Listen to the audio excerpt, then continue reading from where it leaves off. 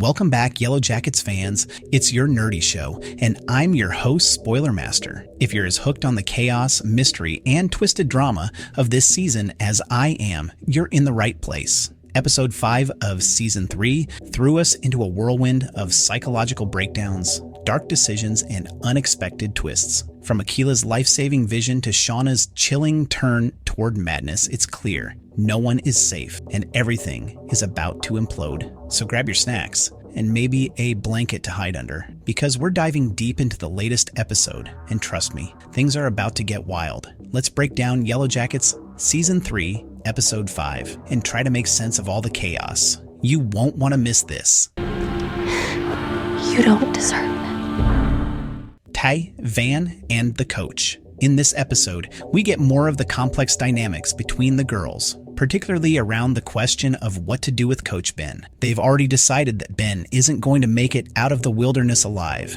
and now the group is debating how to end his life. At first, they consider burning him at the stake, but they quickly discard that idea. Instead, they play a game where they use the King of Hearts card to decide who will shoot him. As luck would have it, Tai draws the card. Now, Tai is not exactly thrilled about this decision. She's not sure if Ben deserves to die, but she's also starting to lose her grip on reality. Van, ever the pragmatist, encourages Tai to practice her aim, and though Tai is reluctant, Van convinces her to summon the other Tai, that dark, disconnected version of herself who doesn't care about guilt or consequence. Interestingly enough, they think that some sort of sexual stimulation might bring out the other Tai, but that's not what happens. Instead, it's Misty who unexpectedly steps in emotionally. She confesses to Ben that she's going to miss him and expresses regret for what's about to happen. It's a surprisingly human moment, and despite all the tension, we see Ben tearing up. That moment of empathy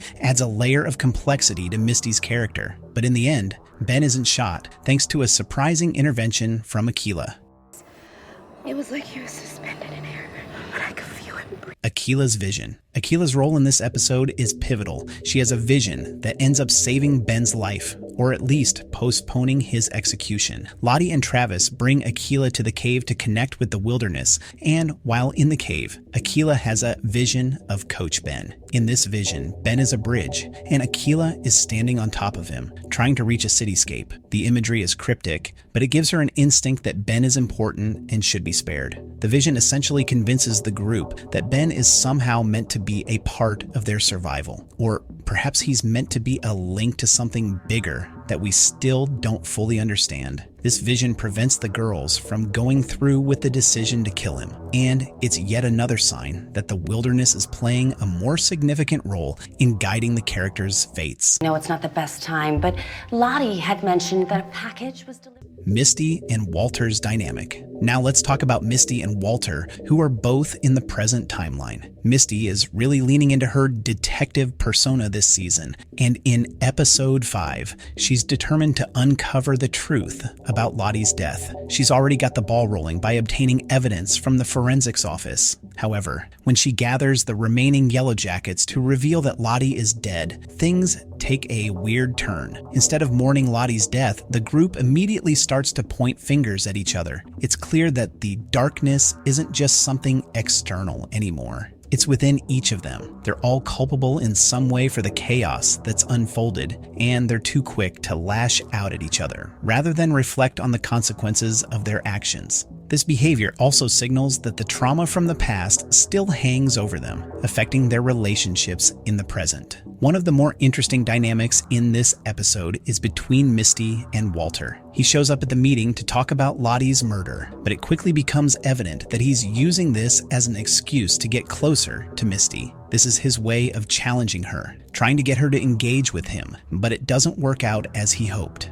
Misty is having none of it, and she shuts him down. Walter tries again by offering a piece of his own hair as DNA evidence to prove his innocence, but this backfires when Shauna finds some of her own hair in her hat and becomes more suspicious of Walter. The tension between them continues to rise, and it's clear that Walter might act out in a more destructive way if he feels rejected. And is for me? Shauna's inner turmoil. Meanwhile, Shauna's descent into madness is becoming more and more obvious. She's unraveling in both timelines, but this episode takes a particularly dark turn for her. In the past timeline, Shauna and Melissa go to see Coach Ben, who is now severely injured. Shauna hands Melissa a knife and encourages her to accept her own dark side. Melissa hesitates at first, but when she slashes Ben's tendon, it's a disturbing moment of brutal reality. The girls walk back to camp with Shauna proudly holding Melissa's bloodied hand. They enter a tent, and the image of Shauna smiling and walking confidently as Ben screams in agony in the background is haunting. This is a significant moment for Shauna. She's fully embracing the darkness within her, and it's clear that she's becoming a major force of chaos in this group. What's especially interesting here is that Shauna's actions may be setting the stage for what's to come. The group dynamics are shifting,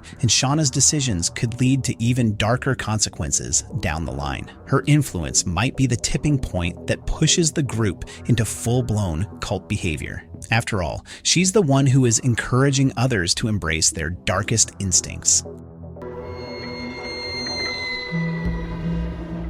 Lottie's death and the revelation. In the present timeline, we see more fallout from Lottie's death. When Shauna visits Lottie's room, Mr. Matthews, Lottie's father, mistakes her for Lottie and asks her to tidy up the room. This interaction is an emotional one for Shauna, as she has a heart-to-heart with him, and it's almost like she's saying goodbye to Lottie in her stead. Lottie was always misunderstood, both by her family and her friends, and it seems like Shauna is finally realizing the weight of that. In this tender moment, we're reminded that Lottie was the one who connected most deeply with the wilderness. But in the real world, she was isolated and rejected. This scene is key to understanding Shauna's character arc. It shows that, despite her actions, she has a vulnerable side, one that is beginning to regret some of the things that have happened. Is this a sign that Shauna might change? Or is it just a temporary emotional release before she fully loses control? No, I can't. Our nerdy thoughts. By the end of the episode, we're left with more questions than answers. The group is clearly on the brink of breaking down, and it's unclear who will make it out alive. Ben's fate hangs in the balance, and the girls' descent into madness is getting more intense by the day. Shauna in particular is becoming a pivotal character in the story, and her embrace of her darker side might be the catalyst for everything that's about to unfold. Will Ben survive? Will Misty and Walter's tension explode? And is Shauna truly becoming the villain of this story? Or is there still hope for redemption? One thing's for sure, this season is only getting more twisted, and we can't wait to see what happens next. That's it for today's breakdown of Yellowjackets Season 3, Episode 5. Let me know your thoughts on the episode in the comments below, and be sure to like and subscribe for more deep dives into all things Yellowjackets. Thanks for watching, and I'll see you in the next video. Stay tuned for more updates on the wild ride that is Yellowjackets. Things are just getting started, and you won't want to miss it. No, what the heck, I'll laugh anyway.